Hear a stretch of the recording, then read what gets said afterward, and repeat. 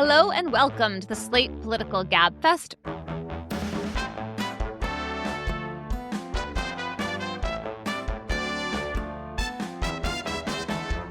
For Thursday, August 14th, the Humvees on the National Mall edition. I'm Emily Bazelon from the New York Times Magazine and Yale Law School. David is out this week.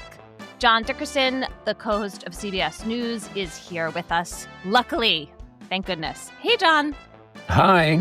Luckily, because I'm in Anchorage, Alaska for the Putin-Trump summit, and I've survived my first half a cup of in-room coffee. Excellent work. The parasites don't really detract from the taste. And we're also so pleased to be joined by Jamelle Bouie, the New York Times columnist and Slate alum, who is even wearing a Slate hat this morning to be in the right spirit. Hey, Jamelle. Hello, good morning. I have to rep the old employer, so here we are. Exactly. All right, so let's get into the meat of the show. Donald Trump is not letting us have a slow August. John, as he mentioned, is in Alaska for Trump's summit with Putin about Russia's war in Ukraine, and that's going to be our first topic. Our second topic is Trump's takeover of Washington, D.C., sending troops from the National Guard into the streets along with FBI agents and other federal officers, and then also supposedly assuming command of the actual police force in Washington. And our third topic is the Trump administration's order to colleges and universities to start publicly reporting their admissions data broken down by a very particular choice of categories: race, ethnicity, gender, grades, and test scores. Finally, we'll have cocktail chatter, and our Slate Plus episode will be about a Blue Sky post from Jamelle about when it is good and when it is maybe less welcome to offer unsolicited advice. Juguemos a Adivina el Precio de Burlington. El regreso escolar significa volver a ahorrar. Traemos jeans para tus niños desde, un momento, solo $11.99. Burlington pasa el examen. ¿Y qué tal las mochilas con personajes? Las tenemos desde $12.99. Burlington lo ha vuelto a hacer. ¿Y los tenis para niños? Marcas de primera y a la última moda desde $11.99. Ya puedes ahorrar. Burlington, marcas, rebajas, wow. Los estilos y selección varían por tienda. At Blinds.com, it's not just about window treatments. It's about you, your style, your space, your way. Whether you DIY or want the pros to handle it all, you'll have the confidence of knowing it's done right. From free expert design help to our 100% satisfaction guarantee, everything we do is made to fit your life and your windows. Because at Blinds.com, the only thing we treat better than windows is you. Visit Blinds.com now for up to 50% off with minimum purchase plus a professional measure at no cost. Rules and restrictions apply. Okay, so to get started on the Trump-Putin summit, Trump has put land swaps on the table before this summit. He was talking about some of the horrors of war in Ukraine with kind of remarkable level of casualness. And we have Putin coming. We have these reports that there's been a kind of mad scramble on the part of Prime Minister Zelensky to respond to this. Europeans seem nervous, to put it mildly, about the summit. John, I'm sure you're keeping track of this. How do you feel going into this? I mean, what footing is this meeting on, this feel-out meeting, as Trump has called it, and trying to downplay its significance a little? He called it a feel-out meeting, but then on Wednesday, after a phone call, one of the hastily arranged emergency phone calls among European leaders, which included Zelensky, the president came out and said that there will be serious consequences if Putin doesn't agree to a ceasefire at the meeting in Alaska.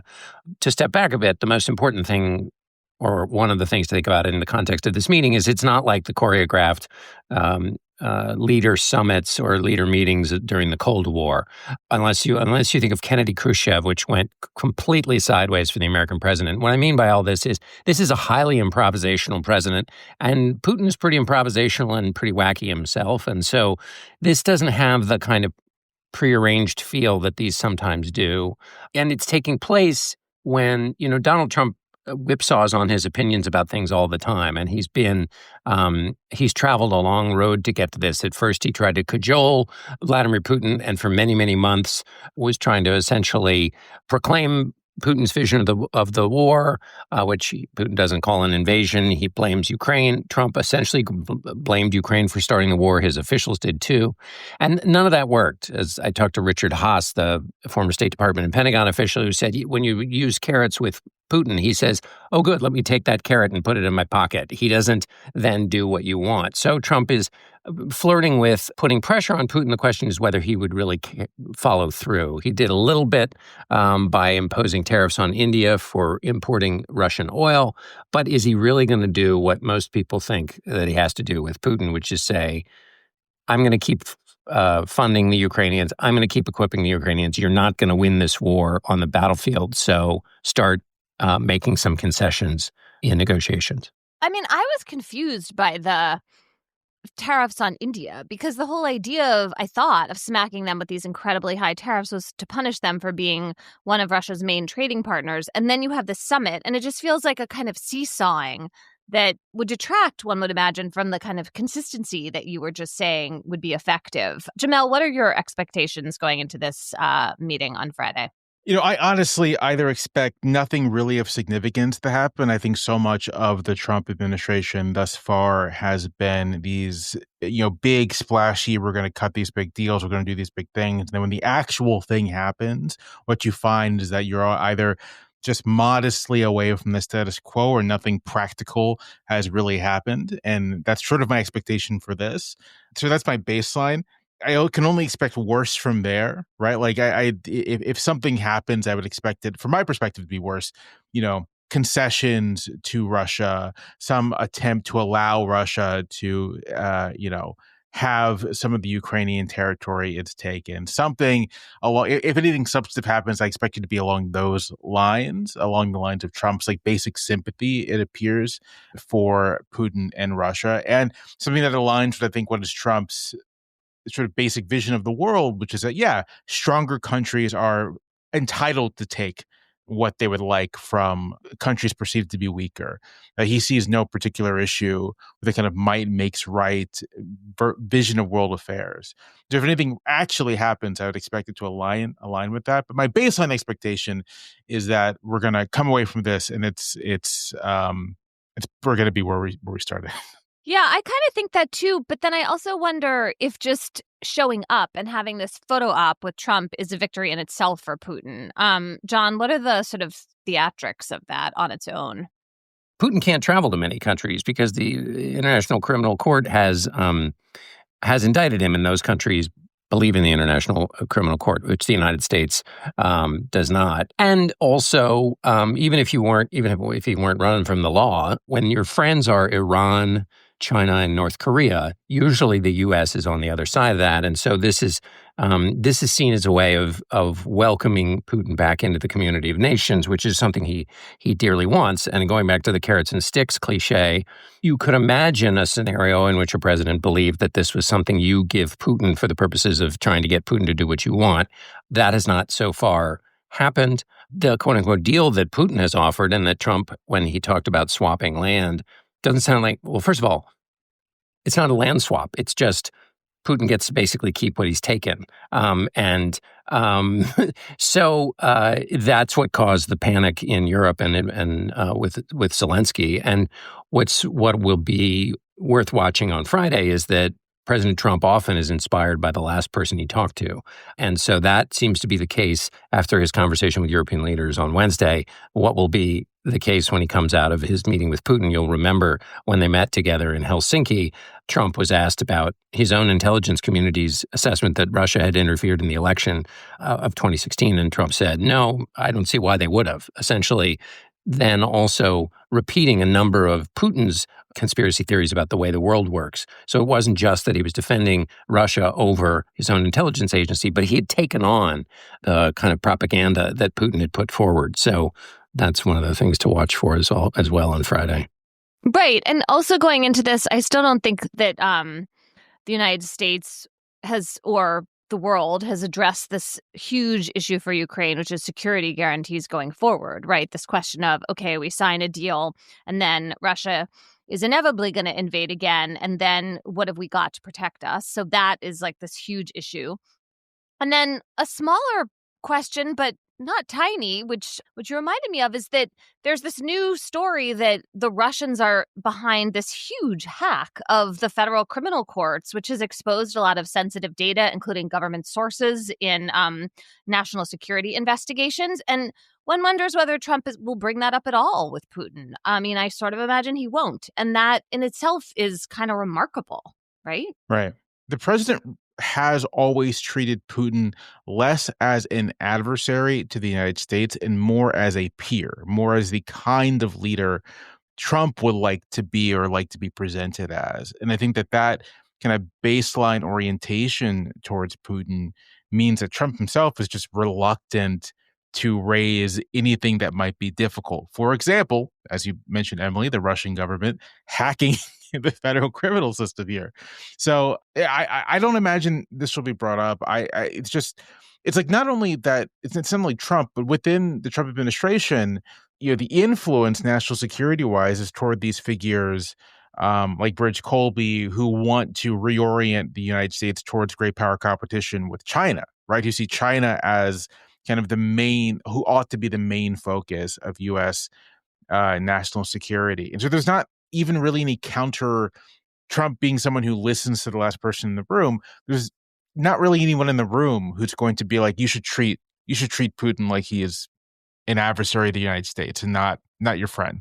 It's a very good point about the differences between the two administrations. I mean, the last time you had people like Secretary Mattis, Mike Pompeo, Rex Tillerson, certainly John Bolton, and H.R. McMaster, a variety of his national security officials who were highly anti-Russia. That doesn't really exist at all. And just on the cyber front, one amusing recollection from the meeting in Helsinki is that you'll remember one of the things after Helsinki was that with respect to this idea of cyber hacking the 2016 election, that Trump sort of heralded the idea that he and Putin or the United States and Russia were going to create a, quote, impenetrable cybersecurity unit together to take care of this challenge of hacking as if it were being done by someone else. That idea was dropped almost as soon as Trump got back to Washington after Helsinki, but it was one of the examples of what I was talking about earlier, which was kind of taking on what Putin was suggesting. And now here we have at the next meeting, the U.S. is actually the victim of a cyber attack from the Russians. The Gabfest is brought to you this week by Found. Ever feel like managing your business finances is a full-time job on top of your actual full-time job? You can change that today with Found. Found is a business banking platform that allows you to effortlessly track expenses, manage invoices, and prepare for taxes. You can even set aside money for different business goals and control spending with different virtual cards. One Found user said, "Found is going to save me so much headache. It makes everything so much easier. Expenses, income, profits, taxes, invoices even." And Found has 30,000 five-star reviews just like this. Join the other small businesses who are loving Found. Don't put this one off. Join thousands of small business owners who have streamlined their finances with Found. Open a Found account for free at found.com. That's FOUND.com. Found is a financial technology company, not a bank. Banking services are provided by Piermont Bank, member FDIC. The Gabfest is brought to you this week by Upwork. Scaling your business requires the right expertise at the right time. With Upwork, you can find specialized freelancers in marketing, development, and design who are ready to help you take your business to the next level.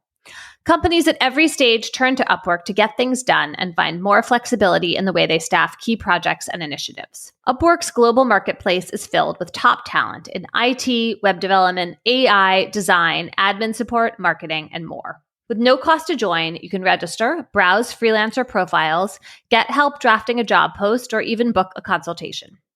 Upwork makes the whole process simpler and more affordable with industry-low fees. So, post a job today and hire tomorrow with Upwork. Visit Upwork.com right now and post your job for free. That's Upwork.com to post your job for free and connect with top talent ready to help your business grow. That's UPWORK.com, Upwork.com. The Gabfest is brought to you this week by Quince. Why drop a fortune on basics when you don't have to? Quince has high-quality fabrics, classic fits, and lightweight layers for warm weather, all at prices that make sense. I just got some shirts for my husband from Quince. One of them was really soft. It was a polo that was like part silk, I think. And at first he was a little suspicious. He thought it was synthetic, but then he realized that it was actually made from natural fibers and that it felt good. And he has actually been wearing it. And he is a hard person to buy clothing for sometimes. So that is an especially good recommendation for Quince. Everything with Quince is half the cost of similar brands. By working directly with top artisans and cutting out the middlemen, Quince gives you luxury pieces without the markup. Keep it classic and cool with long-lasting staples from Quince. Go to quince.com/gabfest for free shipping on your order and 365-day returns. That's QUINCE.com/gabfest to get free shipping and 365-day returns. Quince.com/gabfest. Let's move on to our second topic. After a 19-year-old involved with Doge, Big Balls, was the victim of an attempted carjacking this week. Yeah, I just couldn't. No, it's great. Resist. I love that I guess influential, important figure in the administration goes by Big Balls. Yes, there's something fitting about the whole thing. Anyway. Your introductory line sounded like that old exercise from journalism school. Carry on. It's just you didn't really expect that in Armont, but maybe you do. All right, carry on. Sorry. Yeah, maybe we should expect it at this point. Anyway, after Big Balls was a victim of an attempted carjacking this week, President Trump said that Washington was being overtaken by bloodthirsty criminals, and he has ordered 800 troops from the National Guard, plus FBI and DEA agents into the streets. And he's also apparently taking over the D.C. police force, at least in name. So this is pretty much legal in a way it would not be in another city. The president has unique powers in Washington. He can assume command. He can tell the D.C. National Guard to do things without federalizing those troops in a way that's not true in the states. And he can also declare an emergency in Washington, and that's how he assumed control of the police department, though that is supposed to last only for 30 days. Trump is already threatening to impose it for longer, but that's how emergency law is supposed to work. There have started to be some protests in Washington. And the context for all of this is that violent crime in D.C. has actually dropped substantially. Violent crime is at a 30-year low, but it still remains higher than in a lot of East Coast cities. D.C., in terms of homicides per capita, it looks more like a place like Memphis or New Orleans, which is a more violent place. Those, of course, are cities that Trump is not talking about. Anyway, there are these real problems in D.C. This does not look like a real solution to them. Jamel, if you imagine being a president who in good faith wanted to help Washington be a safer, more orderly, more hospitable city, what would that president be able to do?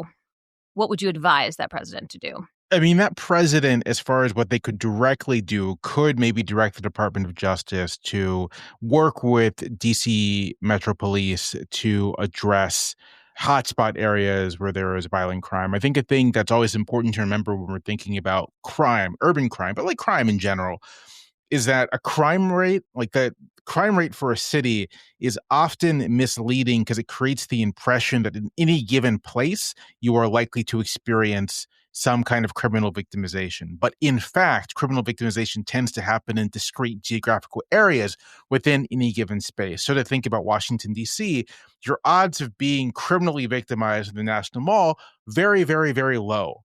Your odds of being criminally victimized in the vicinity of Berry Farms in Anacostia, probably quite a bit higher. And that's because that's an area where, for reasons of poverty and opportunity, whatever your explanation wants to be, that's a place where there is more likely to be criminal activity. And so if you're thinking in good faith, how do I help any kind of city address crime? It is in putting resources into those places, whether those resources are policing resources, right? Sort of like more cops on the beat, more detectives working to clear cases. And my understanding is that the Metro Police have they have a lot of vacancies in terms of staffing. They need people actually on the street. So you can work with the Metro Police to do that. You can work with the city, and this would be a job for Congress, just like actually investing resources. Right? Like one of the issues with crime in DC over the past few years is kind of a post-pandemic. You had a year where you had a bunch of young people just like not doing anything. And idle young people are sort of like a pretty reliable vector for property crime at the very least. And so looking for ways to just sort of like get young people off of the streets and into something more constructive. And you can look, just down the street in Baltimore where they've had this really dramatic reduction in violent crime. And their approach involved exactly this sort of like resources towards the actual specific areas. In a lot of cases, specific people. One thing you'll find when doing any kind of academic reading on violent crime is that even violent crime rates, what they cannot capture is that very often you're not even talking about an entire community. You're talking about like a half dozen people, right? A half dozen people on a block committing the crime, right? And so if you can you leverage a variety of different resources, both police and social policy, to like address those people in those neighborhoods, you can do a lot to reduce crime, reduce criminal victimization. A good faith president would basically be doing the kind of legislative, collaboration, discussion, bridging, municipal government with Congress, with the federal resources, in a way that Trump just is not interested in and not capable of. And this sort of presumes that he even really actually cares about crime, in as much like crime for its own sake, right? Like I don't think that's the case. I think he cares about an image of dominating what he perceives as sort of like political enemies. And I think he likes the aesthetics of having the military out on the street hassling people. But when it comes to, does Trump care about reducing violent crime? Not only would I say that he doesn't care that much, I'd even argue that like it's politically advantageous for him for there to be elevated violent crime rates. And because his claims about Washington are detached from the reality of what's happening, which isn't to say that people aren't worried about it and that they wouldn't appreciate improved police and all that. You don't have to call it the National Guard to do that. He likes to be at the center of a crisis, taking control of it. And often in the past, and I think in this instance, he will create the crisis narratively, which means you don't really have to worry about whether it's actually happening or not. Yeah, I mean, my question was assuming good faith, but to just continue along that path for a moment, there are also a bunch of judicial vacancies in D.C., which is making it harder to indict people, bring them to justice. And this giant hole that the House Republicans blew in the D.C. budget is still there. So in the medium term, there's going to be a huge problem of paying salaries and particularly, overtime for police if that's what's needed. Right. I think you'll find people sympathetic to Trump's action here say, well, there's lots of visible disorder, right? There's elevated homelessness. There's just like the kind of things that create an environment or feeling of being unsafe. And without litigating the extent to which that's the case, I will say that if you're thinking about this, how in good faith can you address these things, that you have to maintain a very real like conceptual separation between disorder and crime. Right, like the things can be connected, right? Like disorder can produce conditions for crime, but dealing with widespread and visible homelessness is not primarily a criminal issue. That is primarily an issue of social policy, right?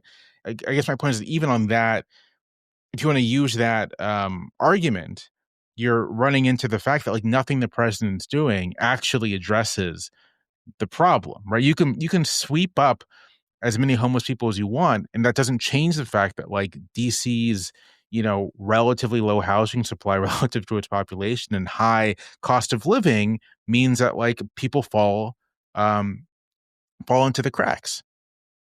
Yeah, I mean, tough on crime is always such a tempting stick for politicians to grab because it seems like it's doing something. And of course it is. I mean, it's affecting lots of people's lives, but it doesn't do more than these kind of short-term, images of people going to prison, et cetera. Like it doesn't address the underlying conditions in these ways that you're talking about that have to do with how a city is policed, where the resources go, why people end up on the streets in the first place. I got to make this point, and it can't be a boring point to make, although for some people it might be.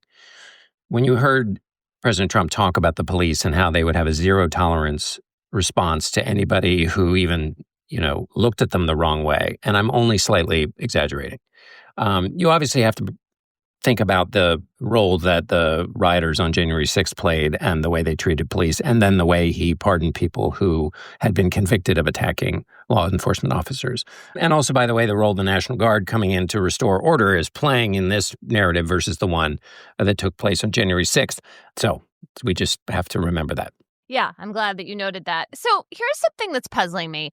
Normally a president wouldn't step into a local crime problem like this because he wouldn't want to own it afterward. I mean, Trump has already made these promises, we're going to get this all cleaned up quickly and all the tourists are going to love us for it. And that's just not how endemic problems work. And so it's likely that, Jamel, as you predicted for the Putin summit, that not much is going to come of this, assuming that there isn't real harm done by having, DEA agents cleaning up homeless encampments when that's not what they're trained for. So I don't quite get it. Why does Trump want to attach himself to DC's crime problems to the extent they exist? Why isn't there just like a political concern there about the backlash you face when you're proved ineffective? Because you can define what effective means. I called in the National Guard. It was a total hellhole. I fixed it. I'm amazing. And then people believe you, or it doesn't matter that they don't believe you because it's just not that salient to their vote going forward? I'd be really interested in Jamel's thoughts about how this plays out in an off year, a non-presidential year as it ripples out into the country. He has done things before. I mean, look at tariff policy in the face of contrary evidence and claimed victory nevertheless. And people can talk about the actual figures and the actual facts and should as much as possible. There are ways in which in politics the facts don't matter. Although one thing that we've talked about before that'll be interesting is that when it comes to immigration, his methods have in fact been unpopular. So in other words, cracking down on illegal migration was popular, but methods not popular. So does that happen in this instance? Or do people think Washington, D.C., yeah, it is a hellhole and good for him? In other words, is Washington, D.C. different than the way people form opinions about what he's done on migration? Yeah, so one of my kind of like baseline priors, I guess, for analyzing Trump and analyzes Trump's relationship with the broad public is that both in the 2016 election and in the 2024 election, part of what Trump did was argue that he would bring order to chaos as he defined it, that electing him would just make things less dire and chaotic. And the problem for him comes when he takes these actions that actually create chaos. So in 2020, it's been interesting to me to observe recent arguments that, the 2020 election contributed to Trump coming back in 2024. Because it's like in 2020, in fact, the protests were found to negatively affect Trump, that they made it less likely that someone would support Trump. And I think the causal mechanism was just that for your typical person, they're not like necessarily sort of like, Instagram's Black Square, Black Lives Matter. For the typical person, they're saying there are all these protests and Trump seems to be just exacerbating them. And he's creating chaos that I don't like. And that's the whole thing. And with the LA deployment earlier this year, that exact dynamic happened. That I think Trump and the administration was thinking, the public is going to be with us on this crackdown on illegal immigration. And not only were the public upset with the methods, but just the image of protests and of military people on the streets created a sense of chaos. And voters like, I don't like that. Like, I don't want to see that on my television screen. And they downrated Trump as a result of it. What I suspect is that irrespective of how people feel about Washington, D.C. and crime and whatever thoughts people have about that, the more salient thing for them is like they're going to turn on the 6 o'clock news or whatnot, and they'll see flashes of images of Humvees and soldiers in the National Mall, and they'll just be like, I don't want to think about that. And it'll leave them with a negative impression. And that will hurt Trump. Like, I think Trump does not seem to understand. He wants to keep himself in the news and the public eye all the time, but he doesn't seem to understand that for him, constantly reminding people that he's just associated with drama makes them like him less. It's when people aren't thinking about Trump at all that his standing tends to rise with the public. But as soon as you just remind, most Americans of this guy's antics and shenanigans, they're like, I wish he would. I'd rather he not. Right? I wish he would stop. And the link that seems broken is between those facts and Trump actually paying a political price. And I think that is largely because of Republicans in Congress and the degree to which they are a doormat for him. And until that changes, it just seems like we have this dynamic. So is the real danger here that Trump is testing powers that he could then misuse more in the future in a way that will seem less like farce and more like their actual stakes? I mean, I just feel like we have the National Guard called into LA for a reason that wasn't a true emergency. Now we have this example, and there's a way in which when you do things a bunch of times, it starts to feel like it's normal and we all get kind of numb to it. Is that something you all are thinking about, that, John? Is that part of the calculus here?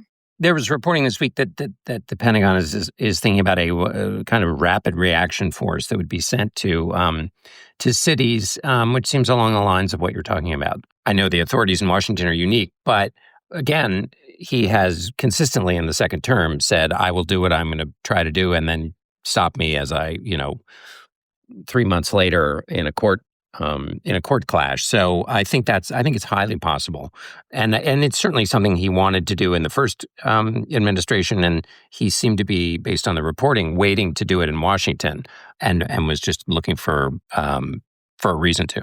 I would expect Trump to do more of this. I think he's been itching to use American soldiers against American people since the first term, as John says. I think it's worth thinking about also his just reliance on emergency declarations and claims of emergency situations, sort of act unilaterally. I mean, from the jump, from January onwards, he's been claiming emergencies, most of which, I would say all of which, are obviously pretextual. Like they're not. There was no trade emergency, right? Like there was no, invasion on the border. These are just pretexts to be able to claim the use of emergency powers to do what he wants to do.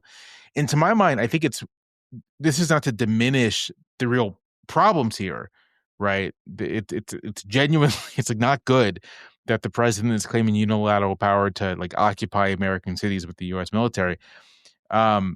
But if you step back just a little bit, to me, this is all indication of Trump's kind of basic weakness as a chief executive, right? That he has to find pretext to use unilateral authority to do kind of whatever he hopes to do with this agenda, rather than try to work with Congress. It's hard for me to imagine that, John Thune and Mike Johnson wouldn't pass a bill to enable Trump to do a lot of this stuff. Like, pass it, just ordinary pass a bill through Congress to do this stuff, which would give it much more, stronger legal footing, which would, make it more durable, which would make it something that, someone like me might be very unhappy about, but like it is what it is.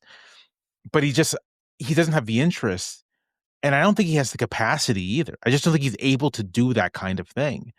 And so he relies on emergency powers to accomplish what he wants to accomplish. The issue, of course, being that, if and when there's a Democratic Congress or the next Democratic president, all this stuff can be wiped off the board pretty easily. Right. But then it's also unsettling because we're having this governance through made up emergencies, and the president does have a lot of power. And so it always has this feel to me of like something worse could happen. Morning decisions. A creamy mocha frappuccino drink? A sweet vanilla? Maybe a smooth caramel or that white chocolate mocha. Whichever you choose, delicious coffee awaits.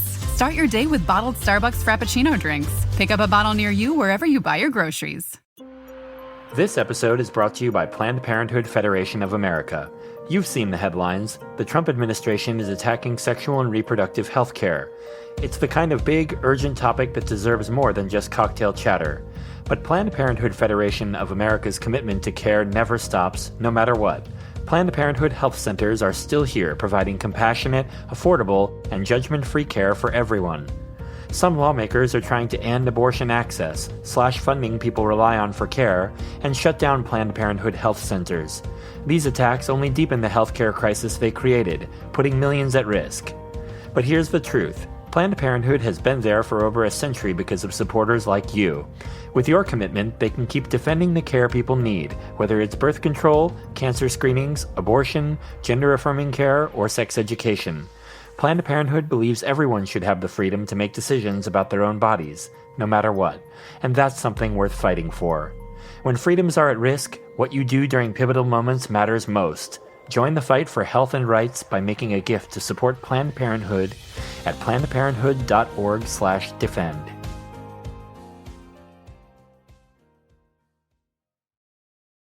Let's move on to topic 3. President Trump signed a presidential memorandum last week that requires colleges and universities to submit expanded admissions data to the U.S. Department of Education.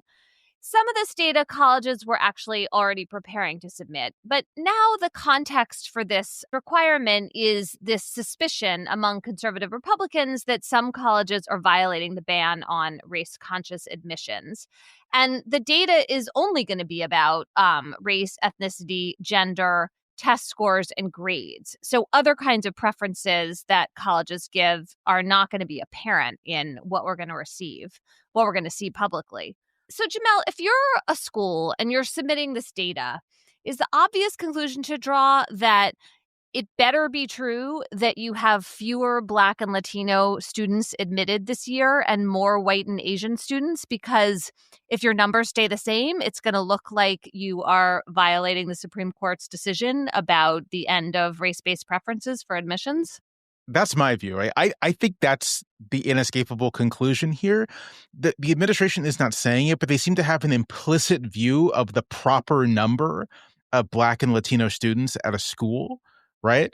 You know, they seem to kind of believe it's just a general fact, right? Categorically, Black and Latino students score lower than white and Asian students. And so if you are doing a truly merit-based admissions, you would have fewer, if any, Black and Latino students in your incoming class. The idea that the number of spots is small enough and the pool is large enough that basically even if you do like a simple cutoff, you can still construct a reasonably diverse class just doesn't seem to have occurred to them at all. So I happen to think that what this is more or less kind of a disparate impact for white people approach to things, that the presence of any more than a token number of Black and Latino students, which they're never going to say this openly, but I think it's the implication is clearly there, is going to invite scrutiny from the administration about violating civil rights laws, which apparently exist to, protect white Americans from the invidious discrimination of not getting, not occupying every spot in an Ivy League college class. And obviously, what's the scrutiny? The scrutiny rests entirely on race instead of, and I guess you said this, Emily, that admissions preferences like legacy status, athletic recruitment, wealth, all of that all stays intact. So you can still pick for those reasons. Right. And you're not going to see in the data the effect that those kinds of preferences are going to have. I mean, one thing I was thinking is that maybe schools should themselves release all of that other information so that we can see a more holistic picture of preferences. But then, of course, if they really admit to how much legacy and athletic and wealth preference is happening, that's going to make them look bad. So they're kind of caught in a trap of their own making. I just want to spell out the effect that wealth has because it's really important and I feel like we don't talk about it enough. So wealthy families spend more on average on education and other kinds of opportunities, which means their kids kind of have a head start. And so even if applicants have the same SAT or ACT scores, the ones who come from the richest families are more than twice as likely to be admitted. That's what some of the data shows. And one of my colleagues, David Leonhardt, talks about this as like there are students who come into the college admissions process with headwinds. They're like disadvantaged by all kinds of factors involving socioeconomics, which can disproportionately affect people on the basis of race. And we're not going to be able to see any of that in this data, and it's going to be lost. The other thing I feel concerned about is that paired with this memo from Trump, there is recent legal guidance from the Justice Department. And that guidance is telling schools that race-conscious scholarships and internships and mentoring programs are probably illegal. And they're warning against what they're calling the use of proxies for race and admissions. And these can include considering how an applicant overcame obstacles or recruiting people based on their zip code, where they're from. And those kinds of factors are important for schools to rely on to broaden their admissions pool, to choose among all these different excellent students in the way you were talking about, Jamel. And the Supreme Court, in my view, totally left them on the table in its ruling. But now the Trump administration is declaring them off limits in a way that really goes beyond the ruling.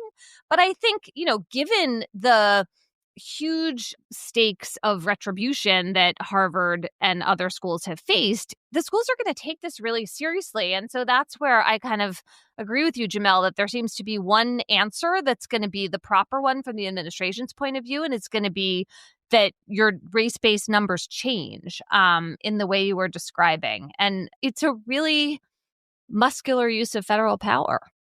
I think that's right. And I think it's really important to emphasize the insanity of legal guidance that's telling schools that they cannot consider, say, geography. If you are the University of Virginia, which is the administration's crosshairs, you aren't just an elite university that attracts students from around the world. You are the state of Virginia, the Commonwealth of Virginia's flagship educational institution.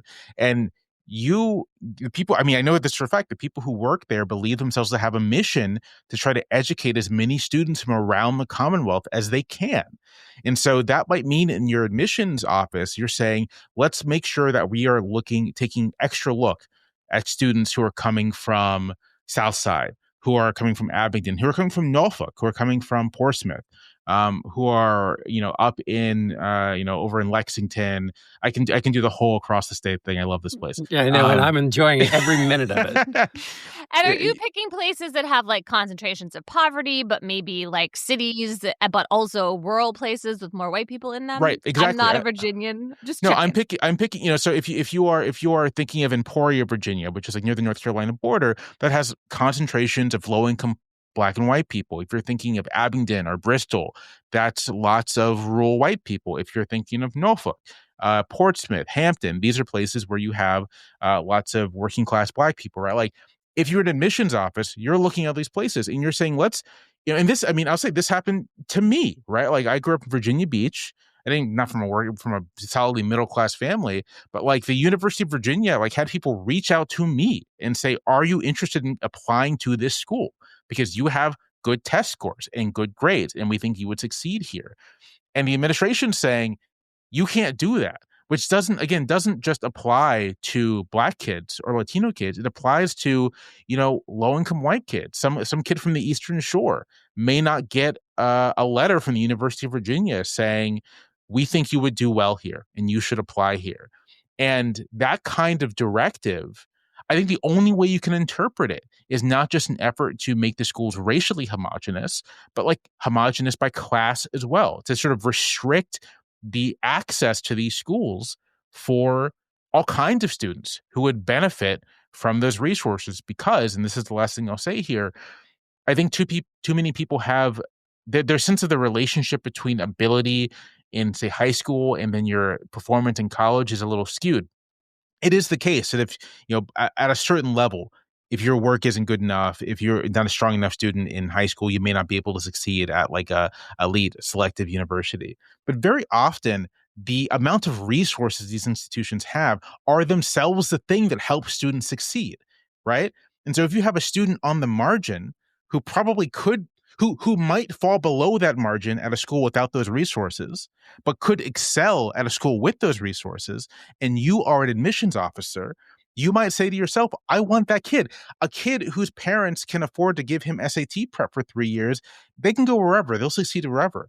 But a kid who is right at the margin, whose scores maybe not be the best, but with the resources we have, will excel. I want that kid. And the administration saying, you can't do that. That's discrimination. It's like, that's nonsense.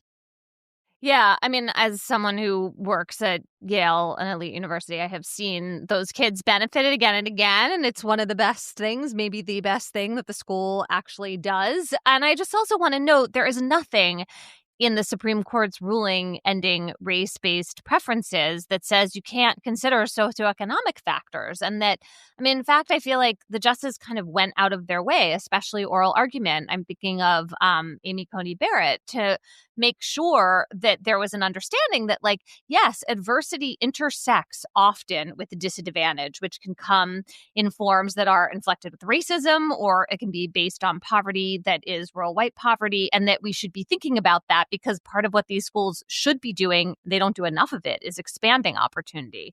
And all of this is pushing in the opposite direction. I just want to end by talking about the military academies. So when the Supreme Court struck down race-conscious admissions, they did not apply the decision to the military academies, saying that those schools had potentially distinct interests. So then the group run by Edward Bloom, who brings all these lawsuits, sued the military academies to kind of test that proposition.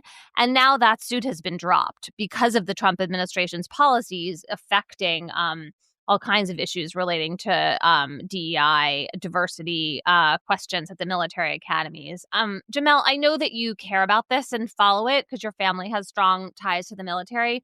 What do you think about this part of the admissions picture and what the Trump administration, the impact they're having on the military academies? So I think typically for Black Americans, Latino Americans, Asian Americans who make their way into the military, it's usually they enlist. The service academies have always been a little more, racially class homogenous than the enlisted picture. And yet it's still important, right? In the same way that a state university wants to represent the entire state as much as it can, the service academies, they're there for Americans. And it's been kind of the explicit goal of the U.S. military for generations at this point to try as much as possible to not just have an enlisted class that represents the country, but to have an officer corps that represents the country as much as possible, that is broadly educated. I mean, sort of one of the, if you meet anyone who's attended one of these things and graduated, like it's not just that they're very smart, they're like very broadly read. Like they get like a broad and comprehensive humanities education in addition to everything else. And that's, the goal of these academies is to make sure that the officers in every branch are representative of the country and can think in flexible and deep ways. And so the administration's efforts to try to end DEI in the service academies for some sort of excellence, in the same way that it doesn't make any sense when it comes to universities, doesn't make any sense there. Like what is the goal? Is the goal to be able to shoot some B-roll of a bunch of square-jawed, white 20-year-olds? Or is the goal to have a representative and competent military that can lead soldiers who are coming from across the country, coming from all kinds of different backgrounds, right? One thing that folks may or may not know is that the U.S. military has been having a real hard time meeting recruitment goals over the last decade or so.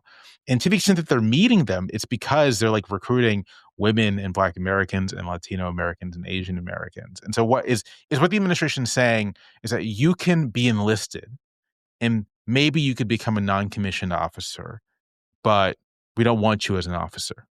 We don't want you, leading, commanding.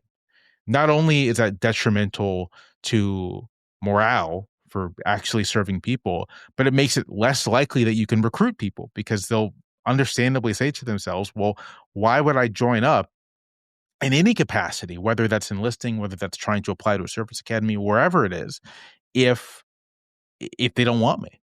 We to kind of tie this back to the earlier conversation about DC, there are a lot of ways I think you can fairly argue which this administration is like harming the readiness of the U.S. military, giving them missions that they are not trained for, trying to reduce the pool of people who might be funneled into command roles, like all these things, reducing talent and misusing resources in a way that maybe won't have a visible impact if the U.S. doesn't face any particular kind of national security crisis over the next 3.5 years.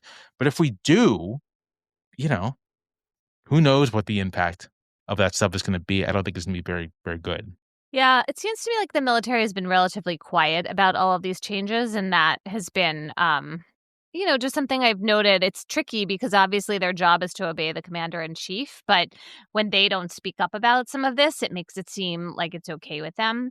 Well, it just on that note, just real quick, one of the real successes of the United States as like a polity is that we've had these strong norms when it comes to civilian military relations, right? That this is a country where you don't really have to worry about, a general trying to seize power. It's like not a thing that happens here. And part of that is because of a um sometimes explicit, sometimes tacit agreement that, the politicians are not going to try to pull the military into politics.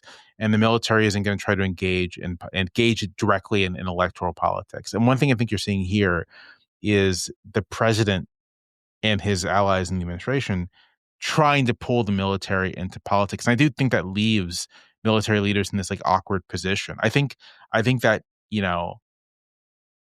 if they could say anything, they would probably say this anti-DEI stuff for our service academies makes no sense.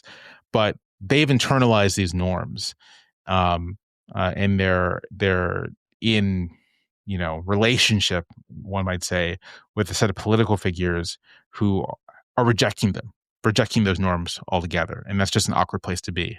Yeah, that's a good note to end on. Let's turn to cocktail chatter. John, I'm picturing you having some maybe sad cocktail on your flight home or after you get home, but maybe you'll get home in time for a little bit of your weekend. And Jamel, I'm picturing you making something delicious because I know you're good at that. So, Jamel, maybe I'll start with you since I just painted a brighter picture of your weekend. What will you be talking about over drinks this weekend, if you have any? More than likely, whenever I'm on here, I'm always talking about a movie. So it's probably going to be a movie that I watched. And that is, I recently bought the Criterion release of William Friedkin's Sorcerer, a movie that I think is like pretty obscure at this point. I've never heard of it. I'm going to cop to that now. Yeah. So it came out. Part of the reason why no one's ever heard of it is it came out in the summer of 1977.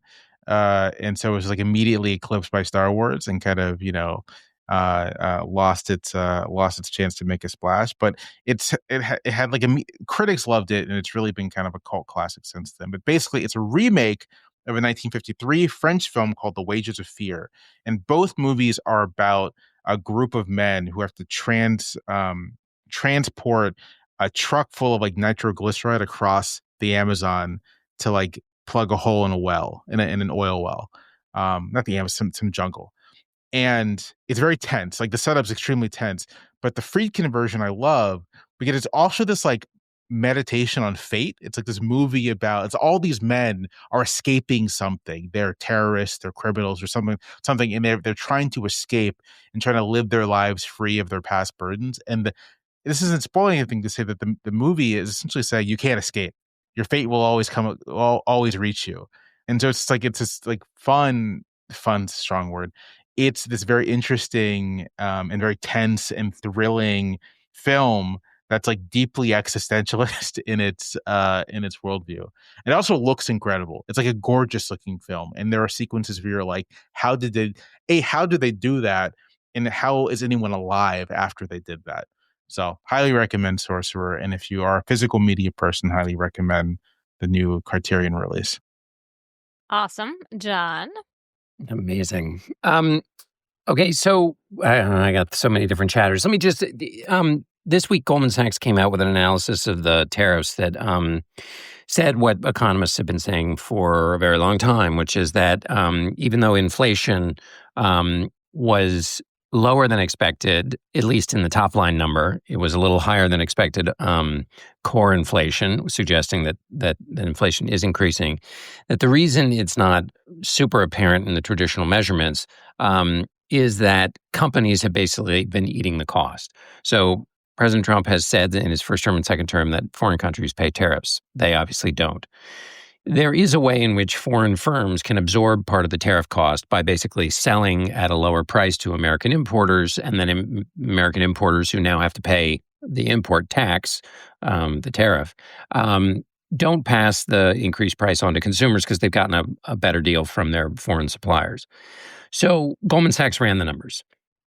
And the burden of tariffs so far is being overwhelmingly felt by U.S. companies. So American businesses have paid 64% of the tariffs. Consumers have taken over 22%, and the remaining share of the burden, only 14%, is absorbed by foreign companies doing that, participating in the behavior I described earlier.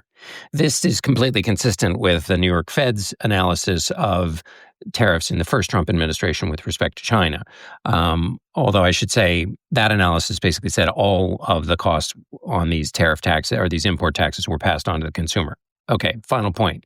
Goldman says by October, 67% of tariff costs will be paid by the consumer. So that's up from its analysis of 22% being paid so far. So from 22% to 67%, which is to say that businesses which have been eating it are now going to shift onto consumers, which means it was particularly notable that on Thursday, the producer price index, which is one of the measures of inflation, was up way above expectations. Some people see the producer price index as the kind of inflation to come. It rose 0.9%. Expectation was at 0.3. Anyway, it's just that, the economy matters to a lot of people. And with all of the things and the market on Thursday, responded negatively to the producer price index number. There's still a roiling international economic, I don't know how to characterize it, still out there, still roiling. Glad to be reminded of that. I have two chatters now because, Jamel, you reminded me of something. You were talking about how Sorcerer got eclipsed by Star Wars in 1977.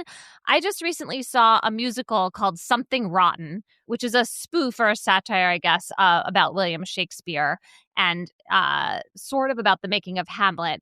And it got completely eclipsed by Hamilton. It apparently went on Broadway that same year and the same time. And so I had totally never heard of it. It's really funny and good and has good music. So Something Rotten, if it comes your way, check it out. And I also wanted to chatter about this total pick-me-up article and video in the Washington Post. The article is called 15 Teens, 300 Miles, One Mighty Ancestral River Running Free.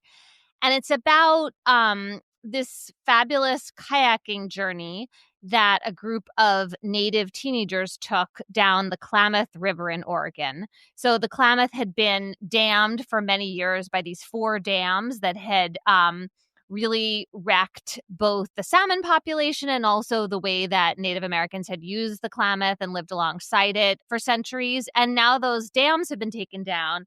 And this group of kids were the first people to kayak down the whole length of the river. It was like a seriously difficult expedition with lots of technical whitewater, so they had to really train for it.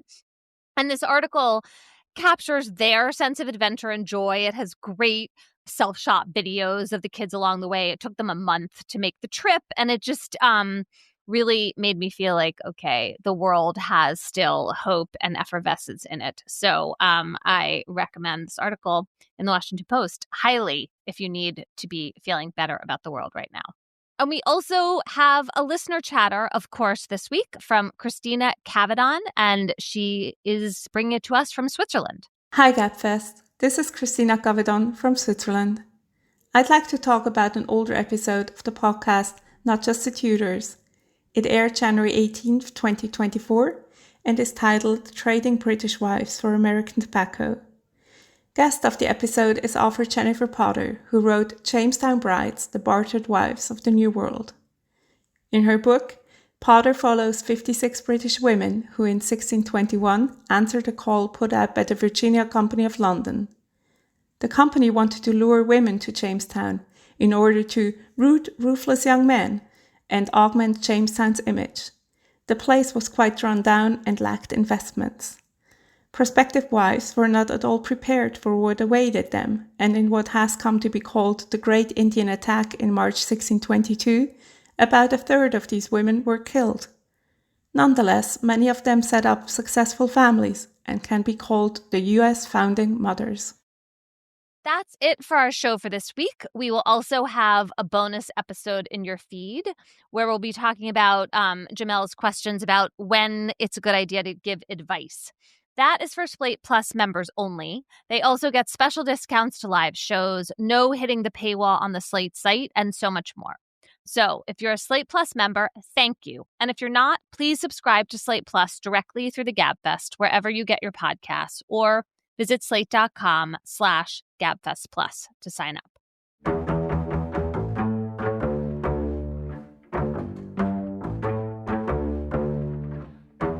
That's our show for today. Our researcher is Emily Ditto. Our theme music is by They Might Be Giants. Ben Richmond is Senior Director for Podcast Operations. Hillary Fry is Slate's Editor-in-Chief, and Mia Lobel is Executive Producer of Slate Audio. For Jamel Bowie and John Dickerson, thanks for listening. We'll be back next week.